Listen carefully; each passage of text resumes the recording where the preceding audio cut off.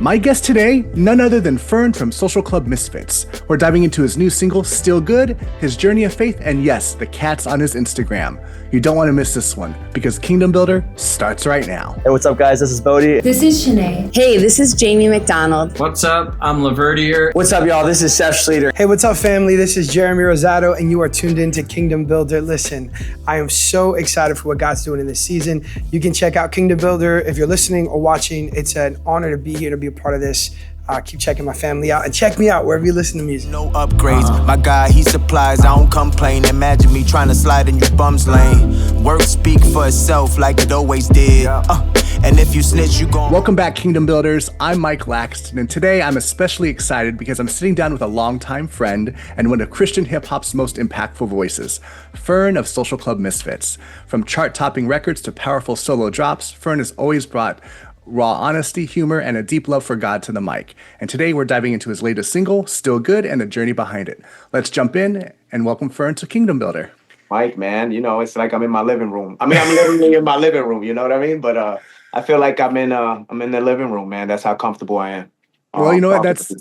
I feel like that's always been the way you've been, though, too. Very, very easy to talk to, very welcoming. And I've, like I said, worked with you on a previous platform for, many years ago. And it's good to see you around. But again, for a lot of here on Kingdom Builder, a lot of our audience may not know who you are. Can you kind of just, for those meeting you for the first time, tell us who you are besides what the artist is? Incredible, man. My real name is Fern, like the plant. That's how I actually greet. Like when I meet people, I'm like, hey, my name is Fern. Because they're like, huh, what? I'm like, Fern, like the plant.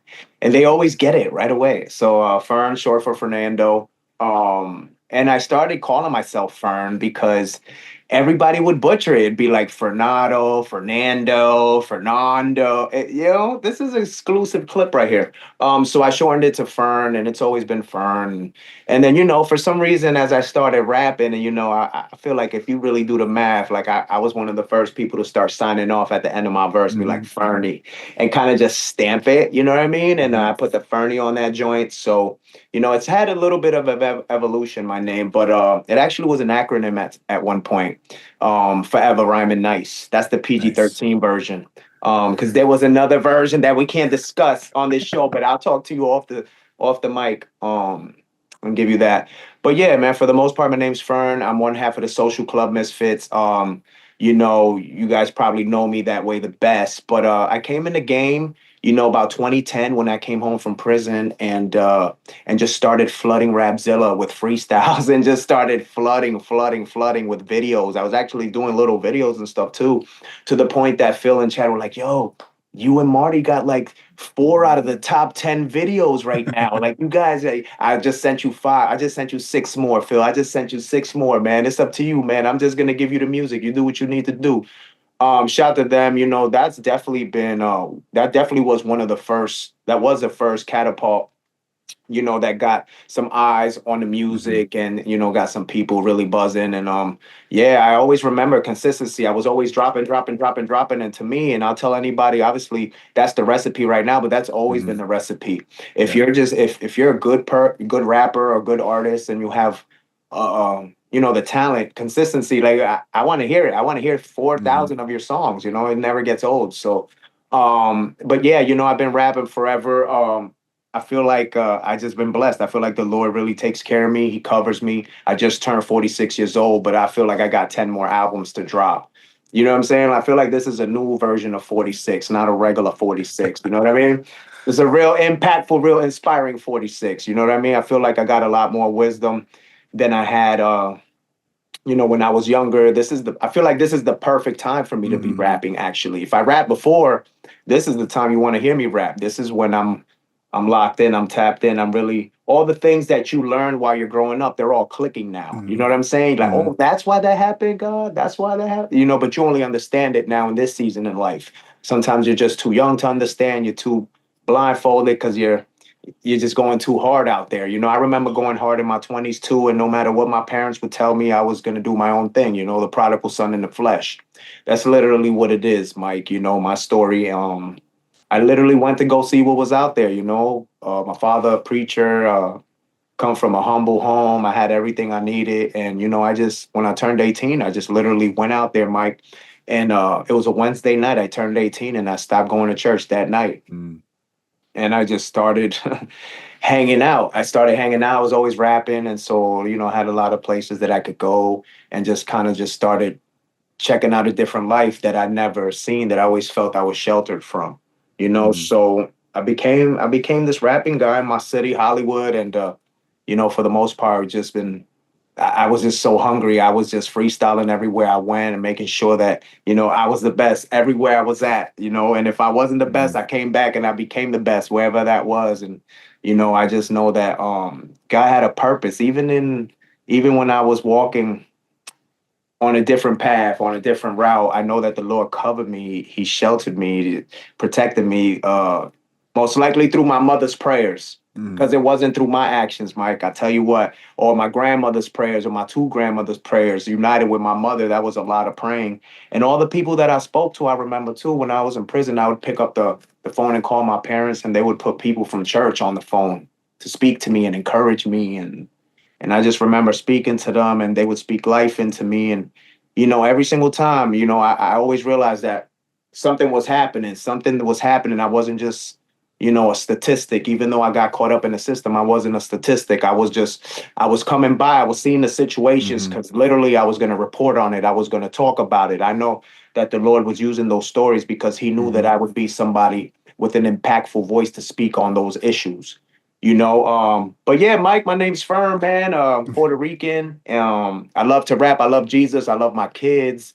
I love my wife. I love my family. I love the second chance that God gave me. And that's what really this is all about. I went through it all. I done seen it all. But I gave it to God, and now he allows me to, basically the desires of my heart, because he knows I love to make music. And so it's the best. And the song's still good, just basically speaks on that, regardless of what I've been through. And God's still good, no matter what, any circumstance. I realize, it's not like when you want it. Oh, God, come now, genie in the bottle.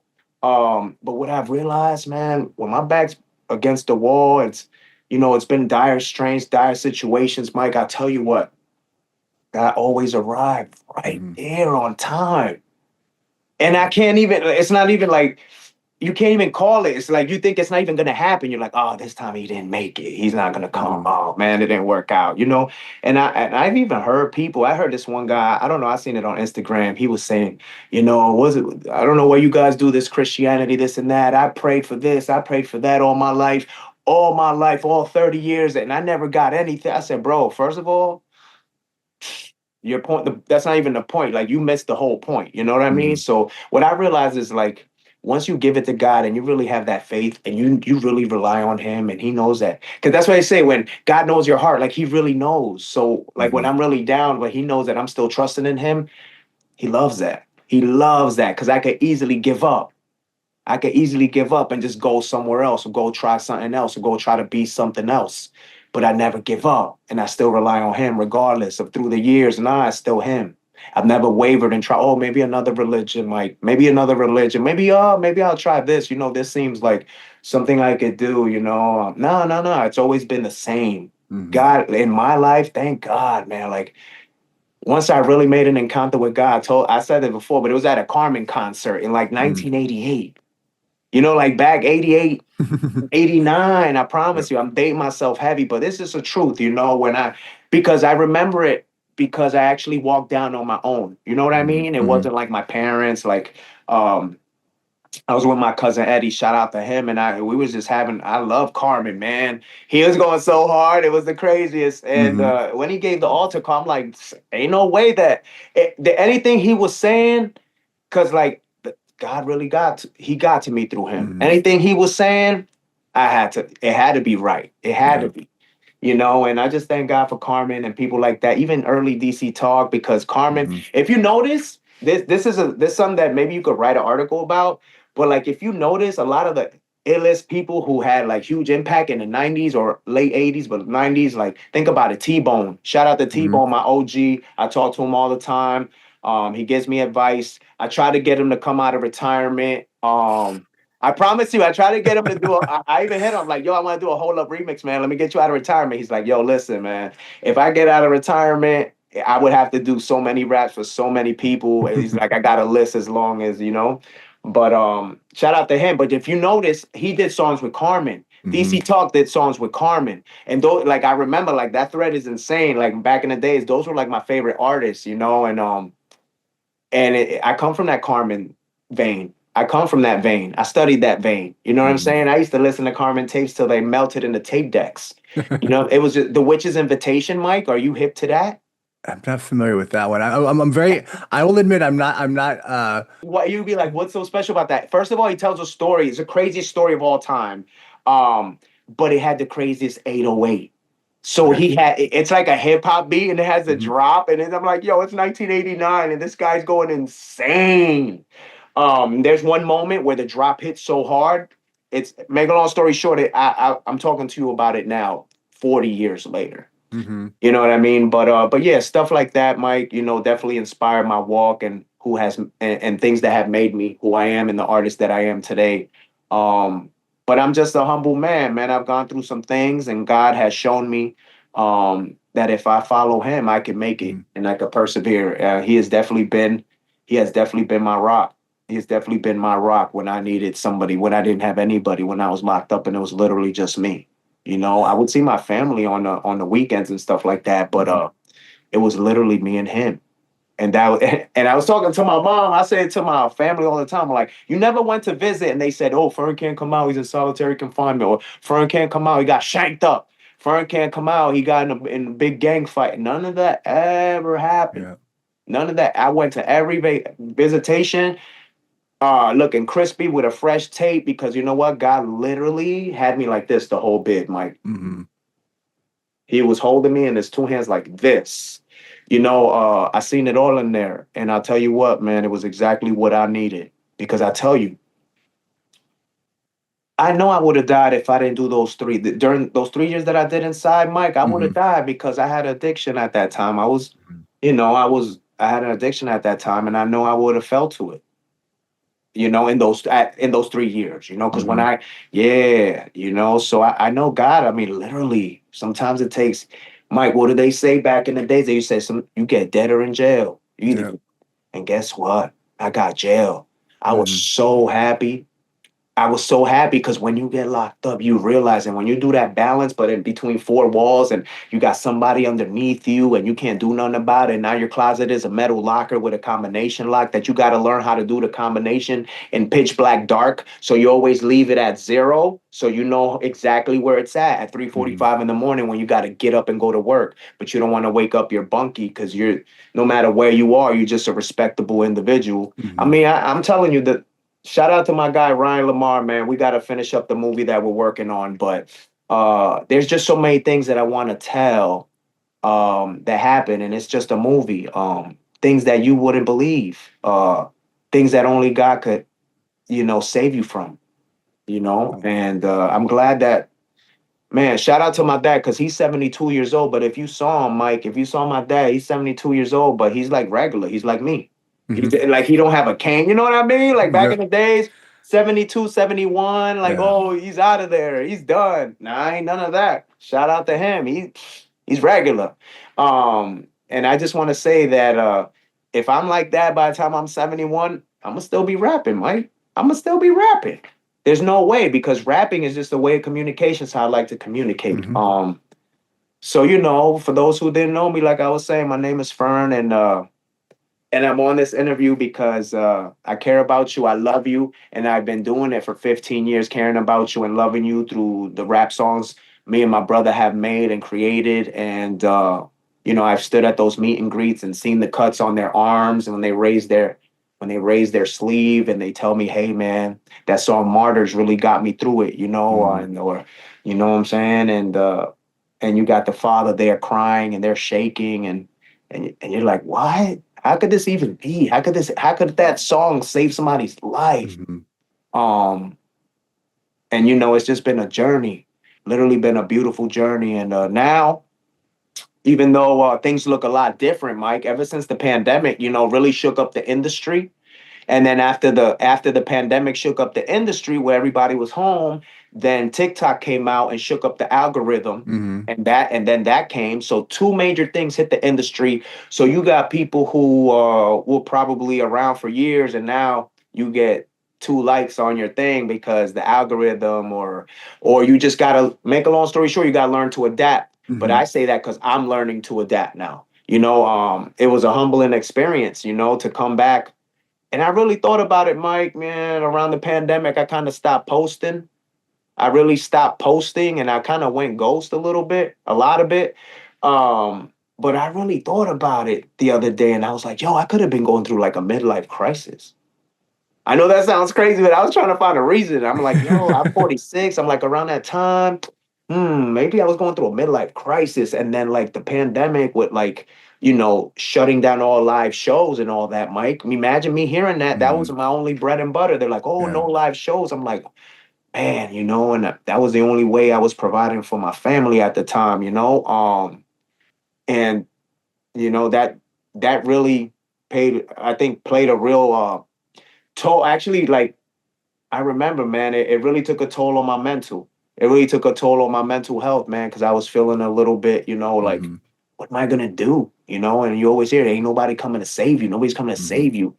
And I really tapped in, man. I know this, I don't know what this sounds like, but I'm gonna say it. Like, I really, like, at night, Mike, during the pandemic at night, I would tap into my studio.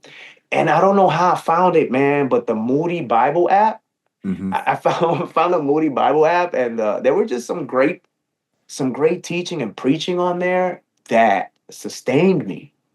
That really sustained me, and like really started to dig deep. And I remember crying, and I remember weeping during those nights during the pandemic, and just trying to hold it together. Like, after my wife, and this really happened like this. And like, never let them see you sweat, right, Mike? You know what I'm saying? But so I would like kind of wait till after, we didn't have to go anywhere. There was no time. Time didn't even exist. So I'd be in my little studio late at night and just weeping sometimes, and just like, what am I gonna do? I would reinvent myself, all that kind of stuff. Oh, I gotta do drop shipping on Amazon. Like, what am I gonna do? Like, I promise you, man, all that weirdest stuff, man. And all I had to do was just, just like still good, just I don't complain, or just don't complain. Just continue to rely and have faith in God, And during that time, that's when I really learned that lesson. You know how they tell you, oh, you ask for faith or you ask for patience. They don't give you patience. He gives you a situation that will build that patience. Yep. You know what I mean? And once you learn that that's the way it works, then you can go about it differently. Because, I know there's people out there going, yo, I need this, and then they don't get it. And then you got people say, oh, he never gave me that. You're not supposed to give you. Listen, you're supposed to like really understand that God, like, it's a relationship. We're working together, but he's the boss of it all. He controls all of it. We don't control any of it. And once you really realize it, you could be free. You can really be free mentally, man. It's really freeing. Knowing that he controls it all. You know what I'm saying? And you play your part.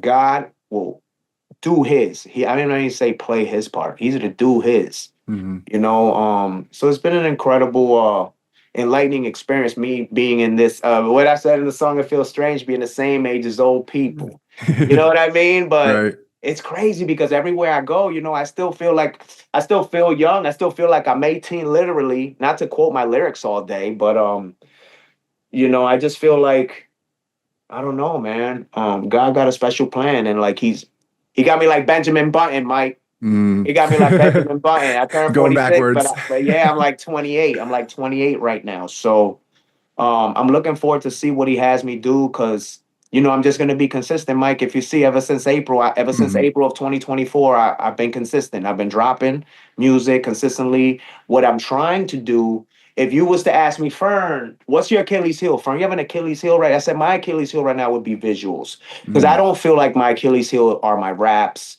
I feel like, I need to really tap in with these visuals and really find a way to tell my story on my music. You know what I mean? Because like right now, I feel like I'm holding it down enough to at least not be invisible. You feel me, Mike? Yep. I'm not invisible. I got some stuff, but I know it could be 100 times better. 100 times. Being humble, being real, not being delusional.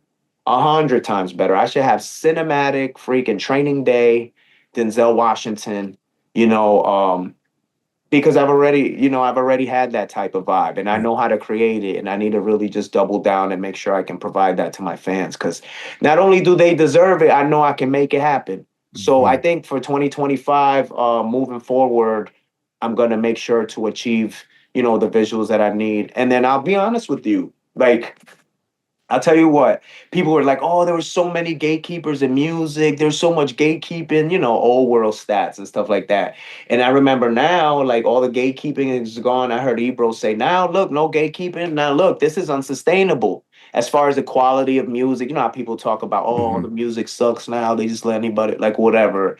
But guess what? At the end of the day, to me, what I feel is the new gatekeeping mic. You could be like, dang, here comes the hot take. He's about to do it right now.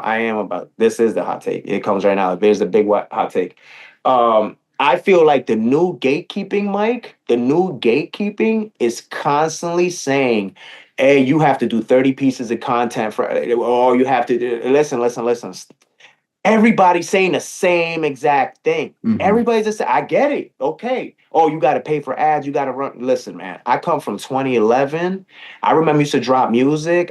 Listen, I'm not being delusional, so I'm going to get back to a point. But I remember that you could drop music, put it up. And if you had lit people who loved listening to music and knew you were a music maker, they Mhm. would find you and you Mhm. could have a great life making music for those audio files and audio listening people.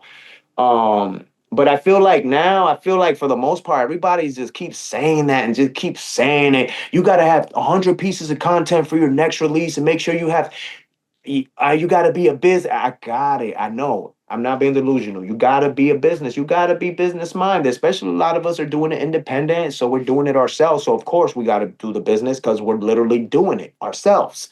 Um, but I feel like it's taken away from, the freedom that it is to make the music, constantly having to worry about, oh, now I got to make this. I got it, man. We're going to make the visuals. I mean, I'm at least still making the visuals. It's not like I'm saying this and dying on this hill, Mike, and I'm not making any visuals and my Instagram is blank. And I preface that by saying, remember, that I know I need to get better visuals. Mhm. But I also remember living a life where I never had to say that. I never had to say that.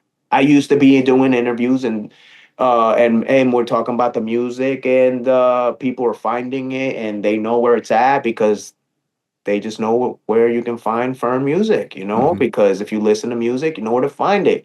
And so I just feel like it's become this huge thing for the artist to have to market himself. And that's cool because it has to happen. Yep. But I feel like there has to be another way, maybe soon they'll find a way because, only 3% of your Instagram, when you post something, Mike, only 3% of your people gonna see it. So Mhm. you better have your email list, you better have your text messaging list so you can go direct to your people. Because if you want to send a message out there, you literally have to tap in directly to them. You Yep. literally, and guess what?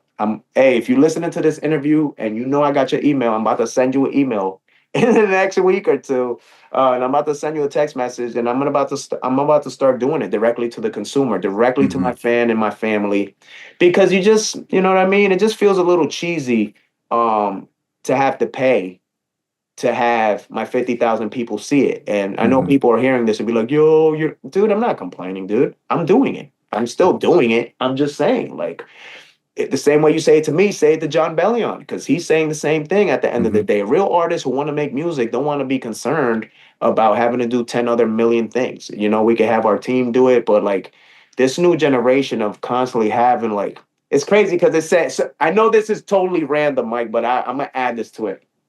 In the end days, men will be lovers of self. Mhm. I don't know. Sometimes I feel like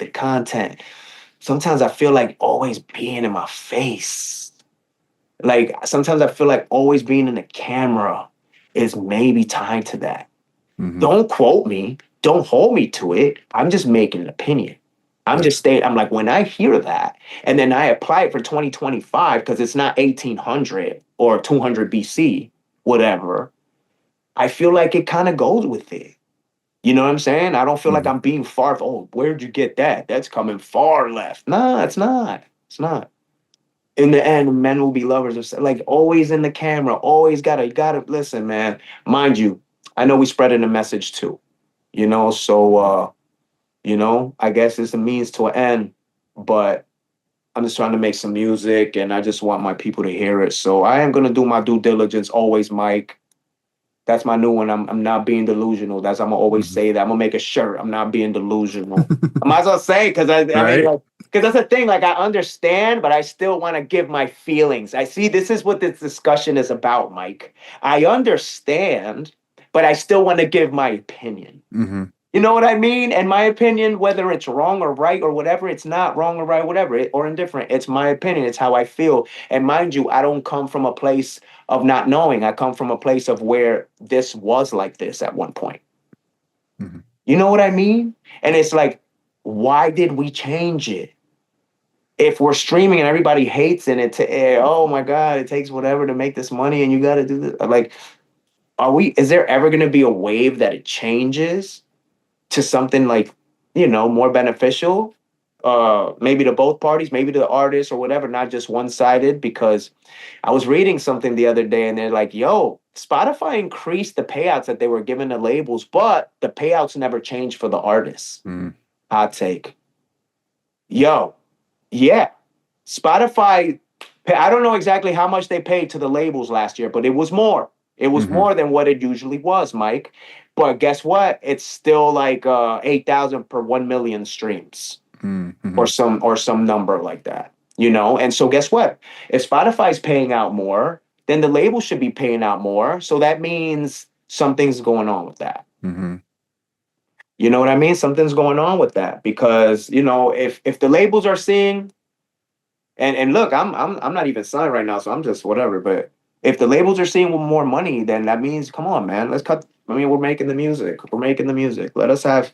Not only are we having fun and putting our hearts and our spirits in this music, but like, come on, guys, like it's enough already. We don't need to be struggling forever. There needs to be Hmm. some change in that wave of the structuring of the payouts, man. You know what I mean? This is what we do. We want to make music. We were making music for years.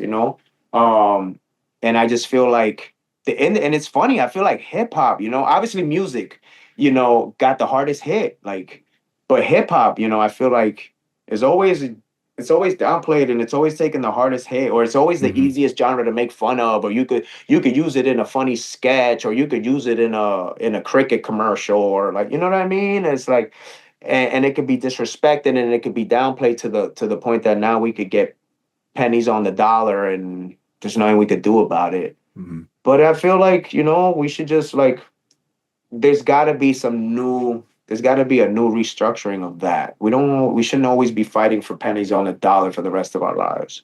But anyway, that's enough of that. My name's Fern. I love talking music with my boy Mike. What do you want to talk about, Mike? Oh man, I mean, you know, as I said I'm the best off at going long rants. I could go long rants forever. Don't let me. as I said before, like I've never really heard your whole story, so it's really great to hear that. And again, we haven't really talked in really 8+ years, so it's good to really just kind of catch up and just see where your heart is. So, and I think that's why I've always been drawn to you as an artist. And I mean, I consider you a friend because you have such a heart and passion, and God sustained you for this 15+ years doing music. There's doing something right if that's the case for sure. So he's definitely Yeah. blessed you and Marty as well in doing that. And again, we'll have to get both of you on here as well to promote some of that. But for those watching and listening, Still Good is out now. Listen to it. For me, it's definitely it's got more of a chill vibe to it. So can you just tell us like briefly kind of who you kind of worked with on the music side of things and then what Yeah, you were my kind of guy. That's going my for? guy. Yeah, my guy. A Green Music. He's a legend, man. He actually I didn't even know. Like he actually just posted some work with Snoop Dogg Oh and with wow. like a Sade sample. It's like it's kind of like, is it a crime? I'm like, what's going on here? I just got blessed to do a song with him. So he's incredible, man. I was listening to this thing on Instagram and I was hearing some producer doing some Michael Jackson chops and it was him. So I reached out to him and we started talking and stuff like that. But he produced the record, man. It's really timeless. It's that real hip hop Hmm. music, that timeless hip hop, beautiful sample, and it just came to me real quick. And I'll be honest with you, I remember sending the original demo to Marty And it didn't have the my God's still good or still good. It didn't have that portion into it. It just had something else. What did I say? No, no, no, no, no, no, no. It was totally different. I don't even remember what it was. But anyway, Marty heard it. He was like, yo, he said, I feel like you should put my God is still good right here. And he's like, figure out how I should go, but I feel like that should go there somehow. So I even hit him up when I was doing the paper. I'm like, yo, you want some points for that, dog? He's like, nah, that's all you all day. Like we do that to each other all the time, but that was fire. Yeah, so he thought of that when he heard it, and it just came out dope, man. Shout out to my boy Jason Huang in Malaysia. My mixing and mastering engineer lives in Malaysia. It's a 12-hour difference. He knocks it out the park every time. Shout out to him. Shout out to my boy Jessen. He hit me up and he was like, yo, I just want to mix your music. I just want you to like have the best sound. He's like a freaking award-winning dude. And like usually when I mix with people, Mike, you have to do notes and you have to send back ping pong back a couple notes, maybe 3 or 4 things, 3 revisions or whatever. I promise you, any notes that I ever have for him, they're not even about mixing. It's like, yo, I'm gonna send you another vocal, put it here or something like that. Because he gets it like on the first take. He's an amazing engineer. God bless me with him. And I feel like that's really helped my sound to at least have like a really crispy, super clean sound. But yeah, man, still good is just an ode to God. It's just an anthem for Christians who love God and for those who have gone through something and are still here and they know that God is still good regardless what the enemy tries to throw, man. God's gonna show up. God's gonna show up and he's gonna be who he is at all times. You know what I'm saying? I remember somebody said I think it was KB or something, like it was KB. He was on a flight and like there was a lot of turbulence and he felt like it was going down. Everybody was like kind of like scared and stuff like that. But Francis Chan was on the flight. He saw Francis Chan, like, I guess they were both in first class or whatever. And he noticed that Francis Chan wasn't worrying about anything. He was poised and chilling. He was like, yo, if Francis Chan is chilling, I'm about to chill. And the flight made it safe and everything like that. And I always love that story. I always realized that, God knows, God's always involved in everything. God's always going to give you, some sort of, I don't want to say sign or symbol, but, you're going to feel his presence. If you're tuned in with him, you have a relationship with God, when God is working in your life.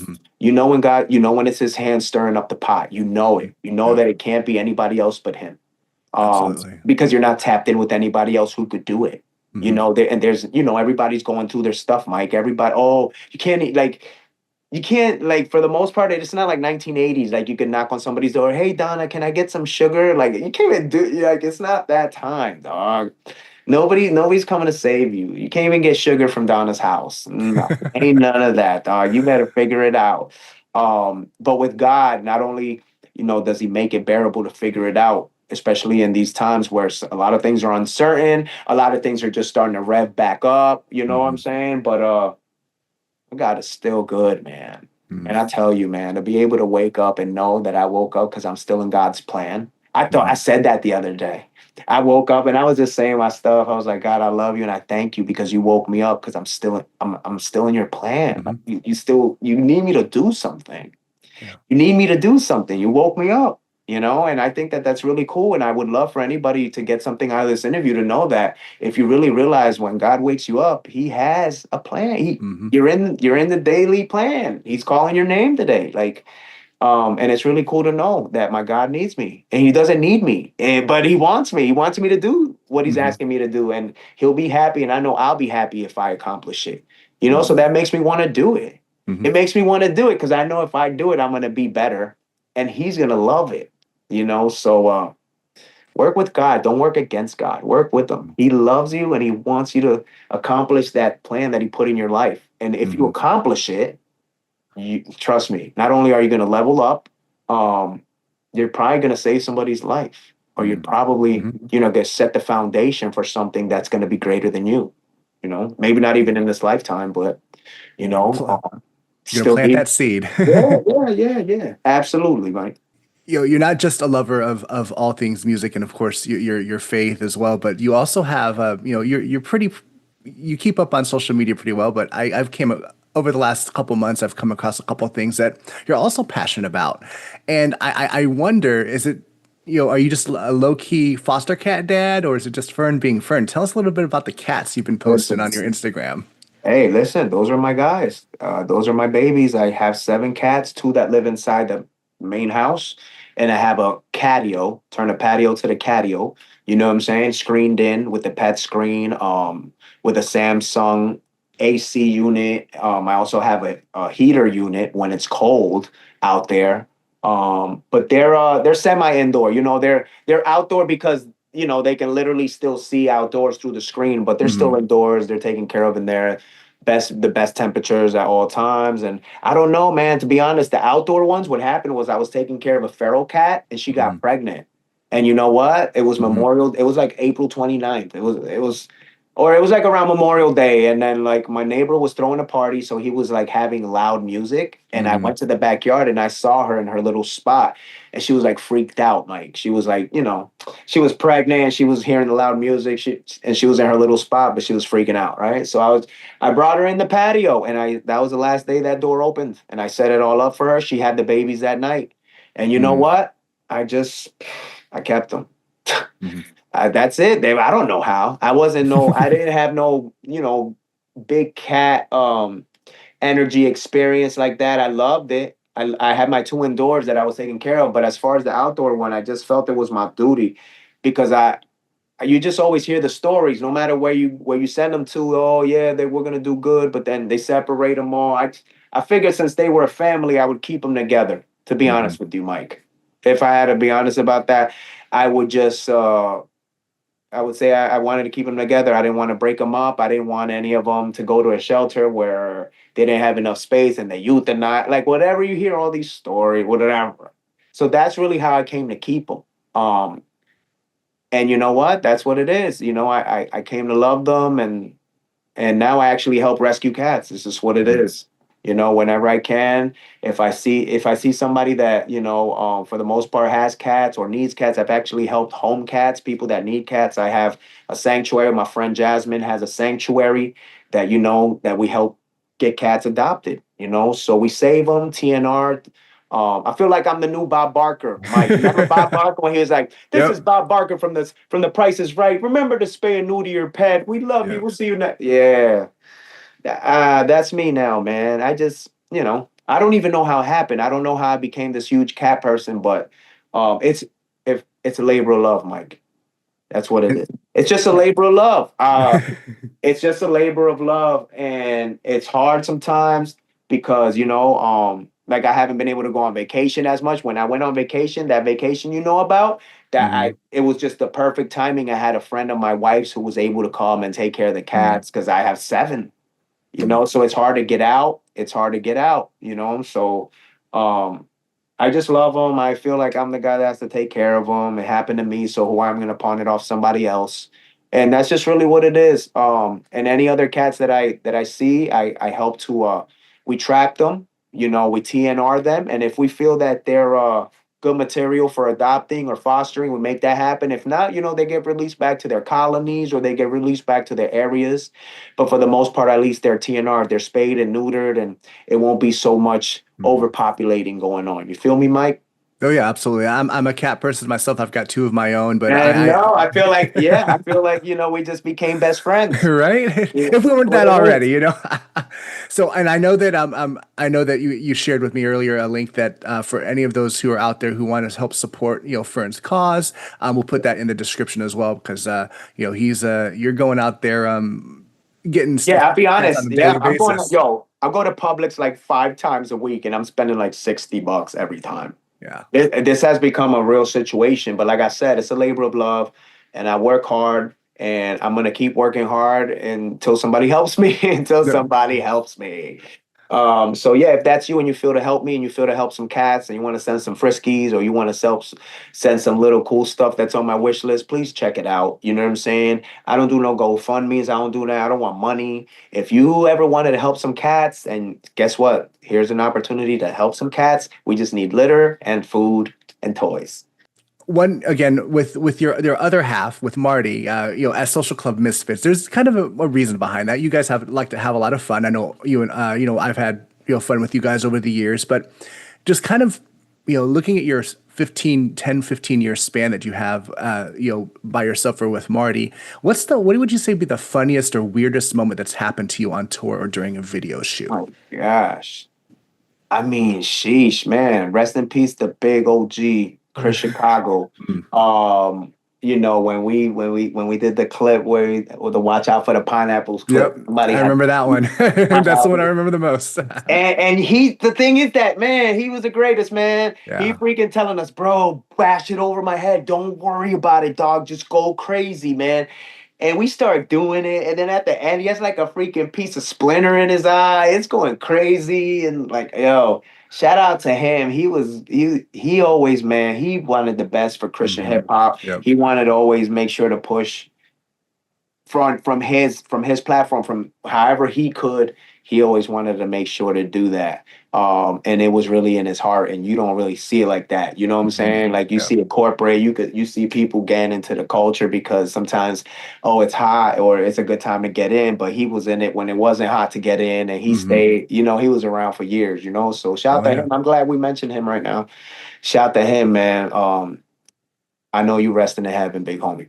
Yeah, I mean, it's like honestly, without him, I wouldn't be where I'm at today. So I mean, him and I, worked very closely. Our families are close, and it's I think I remember that. I do remember that moment because I was behind the camera when that happened. So I think that video is still up somewhere. So I might have to post it. It's the greatest clip of all time. Yeah, so I'll have to grab that and throw it in. I might actually just throw it just right here, now, so you can see it. Show it. Yep. This is where we go. Show the clip right here, Mike.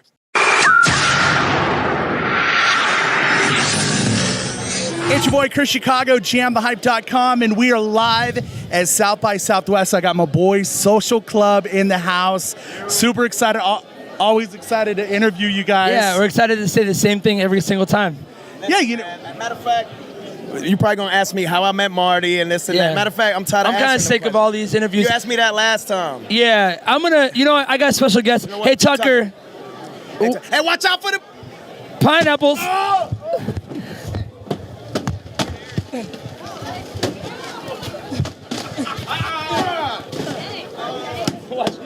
Watch. Wolfpack, NWO, Wolfpack. We coming for you. Ow. Right, there you go. But again, looking forward to what you got coming up. I mean, you're definitely you're rapidly doing more music, and of course with Social Club as well. So over everything that's going on, how can the Kingdom Builder fam just be praying for you right now? You and Marty and just everything.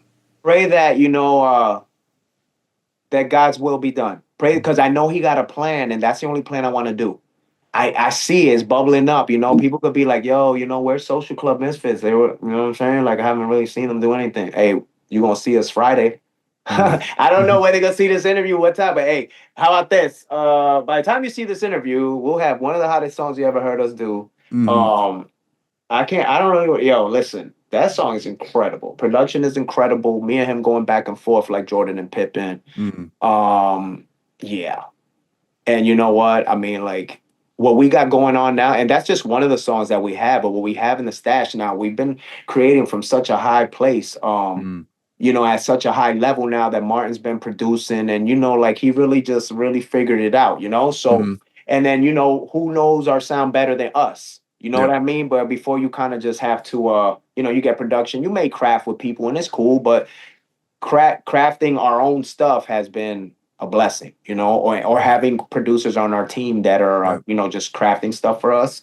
So shout out to Apollo and everybody over there, man. Shout out my boy Prim, Marchese. Shout out my boy Gustavo, Eli Williams. It's got a lot of heat over there. Well, we're definitely looking forward to what's to come, and of course, we'll have to have you here on Kingdom Builder again. But final word before we close out today: if someone's watching this video or listening to the interview and they feel like life has hit them hard and they're still wondering if God is still good, what would you say to them? I would say, oh my goodness, please don't give up. Don't give up. Look at me. Touch the screen right now at all moments. If this is on Instagram, Toca la pantalla en todo momento. Press like. I need you to like, share, subscribe, like whatever it is they say. Listen to me. Don't give up at all. Take it from the guy who could have gave up. You see me take a pause. You know I've been on this, doing this for a few years, but there was a time from 2020 to like, maybe up to the last couple of years where I kind of took a hiatus. And I'm gonna tell you, that was me feeling like you. That was me listening to the enemy's lies. That was me feeding into the wrong narrative. Listen to me. If you have a dream, if you have a goal, if you have something that the Lord put on your heart and you can't go to sleep without thinking about it, gotta do it. Jump out. You gotta do it. If you need help, ask for help. If you need whatever it is you need, you gotta make sure to reach out to the certain people that can provide that. We can't be silent no more. You know what I mean? There's people. God has strategic people looking out for you. I promise you. But you gotta speak up. Okay, so don't give up. And go double, triple, quadruple down on that idea that it is that God stirred up in your heart. You got to go 3, 4, 5 times harder than you ever thought before, because 1 times hard is not going to be enough. There's too many people trying now. You can't give up. I was going to give up. I promise. I never told nobody that I was going to give up. I felt like it wasn't my environment no more. It wasn't as much as I wanted to rap. I'm like, I just didn't feel like, maybe I wanted to do it like that. You know what I'm saying? But I always wanted to keep rapping. So I know that God knows the desires of my heart. He knows that I still have a story to tell. He knows that I could still, you know what I'm saying? Like my hops are still good. I'm like, I'm like Jordan with the 45 right now. You know what I'm saying? Like my hops are still good. So I want to tell you, please stare at this screen right now. Don't give up. God got the plan. You got to stick to the blueprint. You want to walk your own path, but that's where you fall off. It's narrow. It's narrow for a reason, because it's only one path given by God. The other ones are broad because there's so many there's so many paths. So it's just so wide. There's just so many. But when one person gave the path, that's why it's narrow. It's only one path. It's narrow. It's skinny. You got to stay on it like a tightrope. So you got to walk on it like Walinda. You know what I'm saying? Like the name of that guy, like the Walinda family. You got to you got to walk on it like a tightrope and understand that once you get to the other side, it's so beautiful. It's so beautiful, and but they never said it was going to be easy. And it could be like, Fern, man, why would I? Listen, man, all I know is that I know it's not supposed to be easy. I know it's not easy, not supposed to. I just know it's not easy. I've tried it for so many years, but I know that it can get better when you let God guide you. There's always going to be trials. There's going to be tribulations because we're human, and this is earth. This is earthly things. We're going through, earthly things here. That don't have, that at the end of the day, we're looking to get back to where God is, in eternity, and get back to our beautiful home that He has for us. But right now, we're dealing with earthly things, Mike. And why does God do? God doesn't do any of those things. It's human nature. It's man. It's sin. So once people realize that and know that, we got a God that's still good regardless of what we're going through. What is it? Romans 8:28. We've been saying it for so many years. He takes the good, the bad, He works it all together for those who love Him. You know what I'm saying? Thank you, Lord. Thank you, Lord, for that. Thank you, Lord, for knowing that, even though bad things are happening, I know you're still working that for me. Yeah. And when good things are happening, I stay humble, and I know that bad times can come, but I know He's going to be there too. But when He's there, I praise Him. And when I know I'm going through something, I praise Him. I triple, quadruple, quintuple down, whatever, quintuple, whatever it is, six times down. You know what I'm saying? And you got to lock in, and you got to realize it, that it really is. I'm so glad I thought about this. The battle really is in the mind. The battle. What is it? The mind is the battlefield. The battlefield of the mind. That Joyce Meyer book I read when I was down in prison. The first week, that was the first book I read. And once I realized that the enemy was trying to control my mind, it all changed. And when you realize that you give your mind to God and continually put Christ things on your mind and ask Him, let your thoughts be my thoughts, God. Put your thoughts on my heart. Put your thoughts on my mind.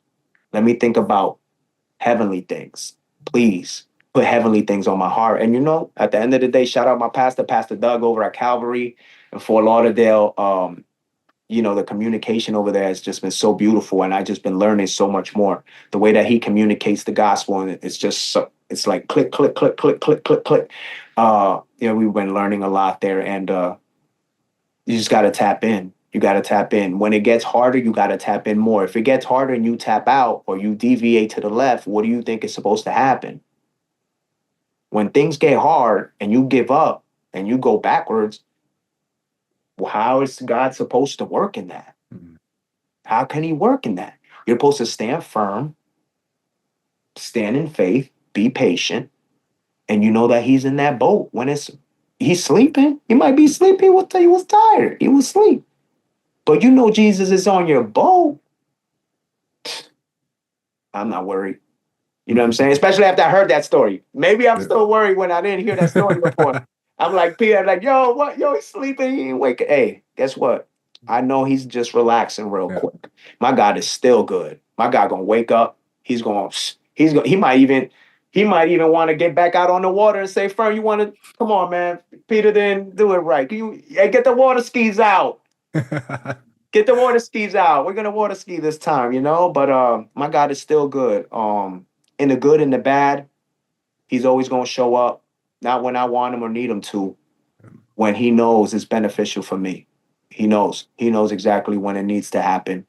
And I love it, man. Still good, man. Out everywhere right now. It's everywhere, Mike. They can get it everywhere. Absolutely, Fern. And thank you so much for just, taking the time to just be real with us and, share your honesty, your faith, your story, and just your artistry. Like you said, Still Good's out on all streaming platforms. Stream it, share it, let the message speak to your soul. We know it's going to change people's lives. And again, we just thank you so much for taking the time, Fern, on Kingdom Builder. We're going to have you again on here soon. Definitely got a lot. I'm excited about the things you have working. So we're going to have you back on here in the very near future, I'm hoping. Yeah, man. You know what? I got some new music coming soon, so I'll hit you back. If you're inspired by this conversation, don't forget to like, comment, share, and subscribe, and tap those links in the description to learn more about Fern, connect with him, and get some of his music. And until next time, this is Mike Laxton reminding you to keep Christ first in your lives, and everything else will fall into place. My God is still good. If I listened to what you said, I probably would have been dead. Instead, I rose above it, beloved, and got this bread. Fernie.